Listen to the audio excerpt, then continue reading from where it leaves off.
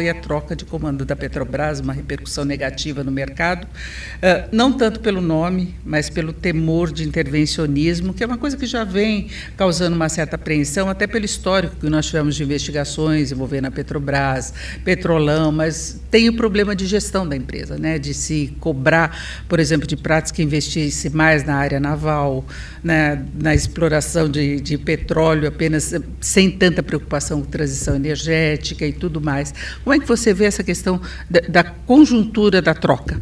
Bom, Denise, eu acho que, em primeiro lugar, a gente tem que lembrar que a Petrobras ela vive um dilema, é uma sociedade mista. Uma sociedade mista ela tem parte do seu capital distribuído entre acionistas privados, pessoa física, instituições diversas, né, fundos institucionais, e grande parte, 50,3% aproximadamente, do controle da União. Então, o grande problema hoje no Brasil são essas sociedades mistas, porque elas têm que ter o olhar do controlador, né, e, ao mesmo tempo, o olhar do mercado.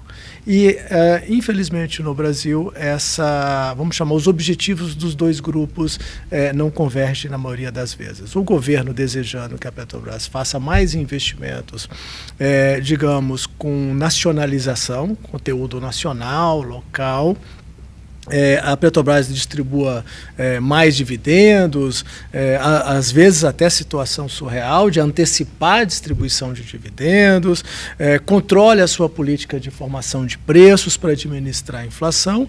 Do outro lado, o mercado desejando uma empresa eficiente, geradora de caixa, com bons indicadores de alavancagem, de endividamento baixo e por aí vai.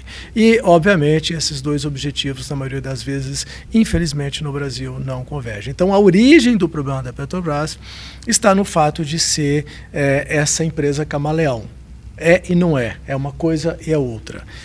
E isso gera um problema. Especialmente, e aí o problema se agrava, quando o governo tem um grau de intervencionismo estatal. Tá? Eu sempre lembro que a França tem estatais. Não são poucas, eu não vou citar nome de empresas, mas grandes empresas do setor da aviação, setor automotivo, entre outros, têm participação acionária de 15%, 20% do Estado francês. Nem por isso tem esse tipo ou qualquer tipo de intervenção. Tá? Mas no Brasil nós temos esse viés de intervenção e aí a situação fica muito ruim. A outra questão de dimensão da Petrobras que a gente está desrespeitando frequentemente é a chamada Lei das Estatais. Essa lei foi publicada e aprovada em 2016, famosa Lei de Responsabilidade das Estatais, em metáfora até com a Lei de Responsabilidade Fiscal, tá?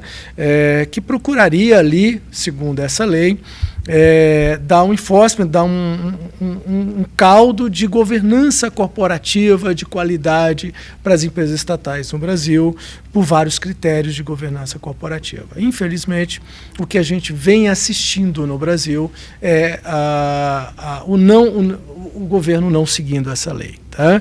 E, às vezes, ele não segue a lei em situação muito interessante. A lei é muito clara que diz que o Conselho de Administração tem independência para tomar suas decisões. Nota-se que a União não deixa o Conselho ter essa independência. A lei fala da sustentabilidade financeira da empresa. Será que a empresa está realmente indo para o caminho da sustentabilidade financeira? Entre tantos outros problemas, além das indicações político-partidárias. Tá? Que acontece nas estatais no Brasil e na Petrobras, assim como em todas as outras estatais. E não poderia ter essa indicação política, né? Desculpa te interromper. Não, imagina. Então, Márcio, eu até queria pegar essa linha do que tu está falando. Não é só uma questão de um governo, né? A gente está falando agora do governo Lula, mas o Temer tentou intervir, né? Nem vou falar do Bolsonaro e da Dilma, né? Então, são diferentes ideologias que tentam intervir na Petrobras. Existe alguma forma de diminuir isso ou de acalmar essa intervenção? Porque isso é uma questão de todo governo tenta meter a mão lá. Exatamente.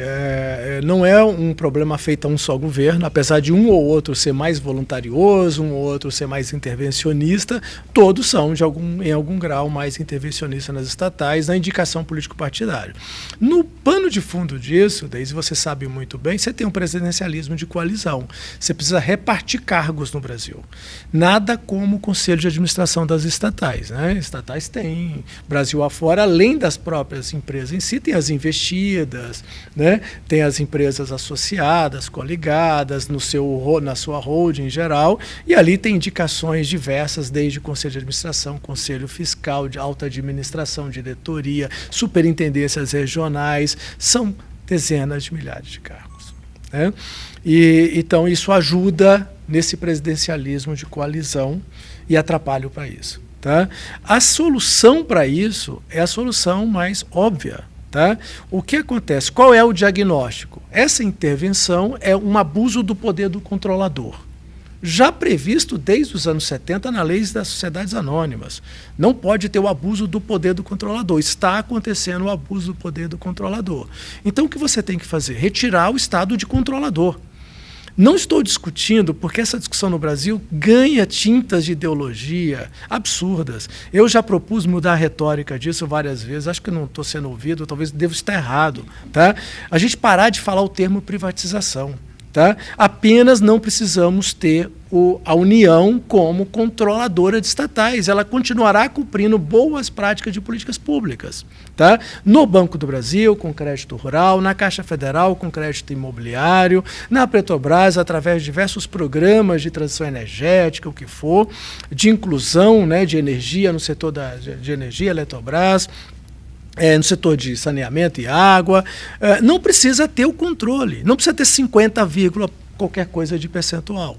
Se você tiver 15%, 20%, 30%, ou seja, você não está abrindo mão de participar, como a França, como a Alemanha. Você só não pode ser o controlador de estatais.